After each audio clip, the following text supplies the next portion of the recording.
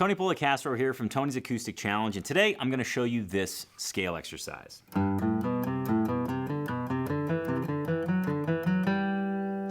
This scale exercise is not only going to give you command over whatever scale shape you choose to use it on, it's also going to increase your fretting hand speed, your picking hand speed, and the communication between both hands. So let's dig right into the exercise. First things first, let me give you the scale shape that I'm going to be using. Now I want you to know you can use this exercise over any scale shape, but for the sake of demonstration, I'm going to be using a closed position major scale shape.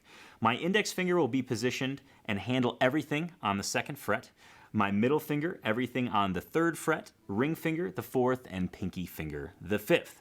And the scale shape is as follows. It'll be the 3rd fret on the low E, the 5th fret on the low E. Moving to the A string, we'll do the 2nd, 3rd, 5th. On the D string, it'll be the 2nd, 4th, 5th. On the G, it's the same exact pattern, 2nd, 4th, 5th. On the B string, it'll be the 3rd and then the 5th. And then on the high E, the 2nd and the 3rd. So that scale shape in its entirety will sound like this.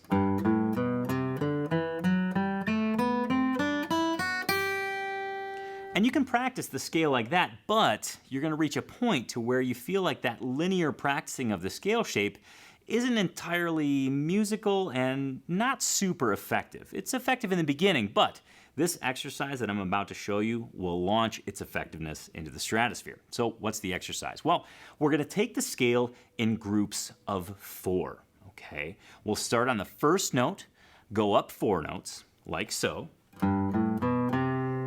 And then we'll start on the 2nd note of the scale and go up another 4 notes, like this. And then we'll start on the 3rd note of the scale and go up another 4 notes, like this. The 4th note of the scale, go up another 4 notes. The 5th note, up another 4 notes. So on and so forth throughout the entire scale shape. So in its entirety, with that groupings of 4 idea, the exercise sounds like this.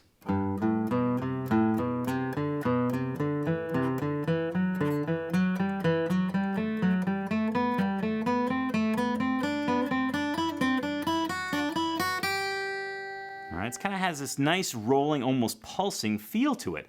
Now, there's a couple questions you might be asking yourself. First, how do I get this exercise under my fingers? And second, if I'm going to increase speed, what's the best way to do that? Well, I'll get to that in a second, but first, let's get this exercise under your fingers.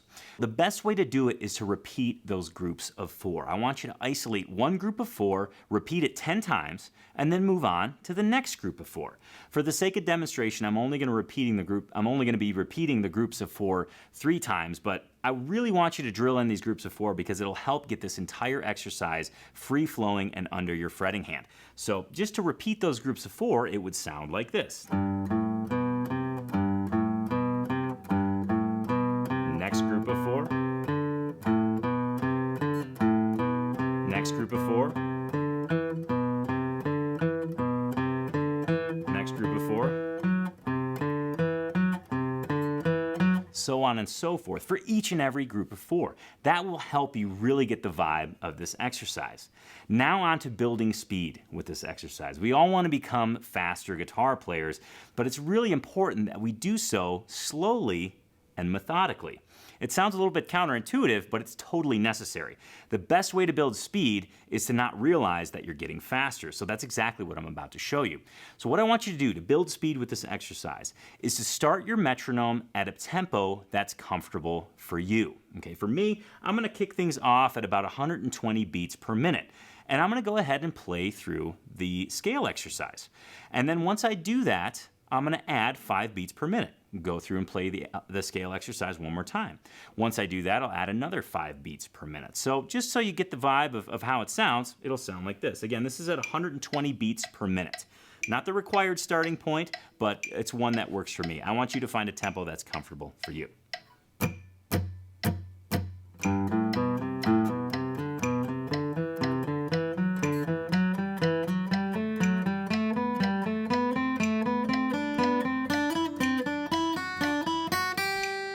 So once I've completed that scale exercise, or that round of the scale exercise, I'll add 5 beats per minute, and then do it again.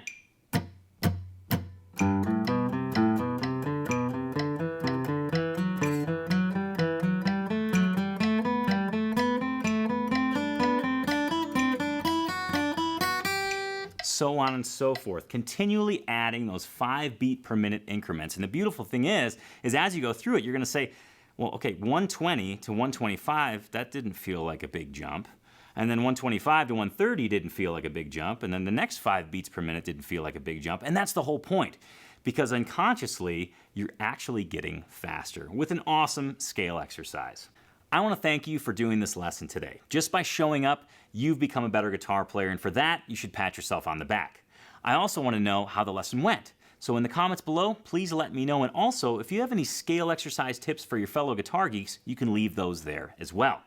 If you like this lesson, you'd be a perfect fit for Tony's Acoustic Challenge. Tony's Acoustic Challenge is an acoustic guitar program like you've never seen before. To learn how it can take your playing to the next level, go ahead and click the link here in the video or in the description below, and don't hesitate to request your invite today. Thanks so much, and Guitar Geeks Unite!